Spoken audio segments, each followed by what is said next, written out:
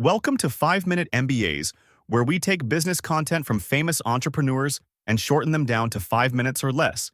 Today, we're breaking down in 5 minutes Simon Squibb's insights on purpose, entrepreneurship, sales, hiring, and even selling a business. First, he dives into finding your purpose. Schools ask the wrong question. What do you want to be when you grow up?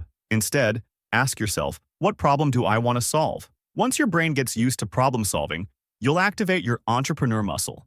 Secondly, Simon goes into why you need a co-founder and how to find one. A co-founder provides accountability, complementary skills, and long-term business stability. To find the right co-founder, write down everything about them: how they think, what they do, even how they communicate. The clearer you are, the more likely you'll recognize them when you meet. Moving on to selling, Simon explains sales isn't about listing product features. It's about selling the sizzle, not the steak. Steve Jobs didn't sell iPhones by talking about processors. He sold a vision for creatives and game changers. His 3-step process for closing any sale is first understanding your customer, then building a real connection, and lastly is making the deal happen. If they need you, like you, and are financially capable, they will go with you 99% of the time. Simon also mentions that the best salespeople follow up relentlessly, sometimes for years. If you aren't staying in touch, you're losing deals.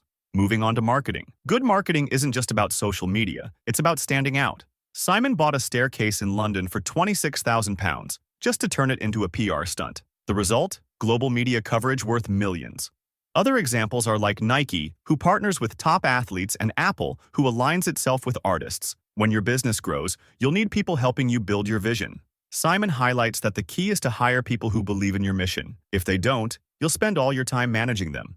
Simon's 7 to 8 rule helps determine who to fire. 9s and 10s? Keep them and give them equity. 1s and 2s? Fire them. They know they're bad at the job. 7s and 8s? These are the toughest. Sometimes they just need a different role. But if you hesitate, your 9s and 10s will leave, and you'll be left with mediocrity. Talking about equity, it's a subject most people misunderstand. Owning 50% doesn't mean control over a business. Shareholder agreements do. If you have a co-founder, split 50-50. A 52-48 split will create resentment.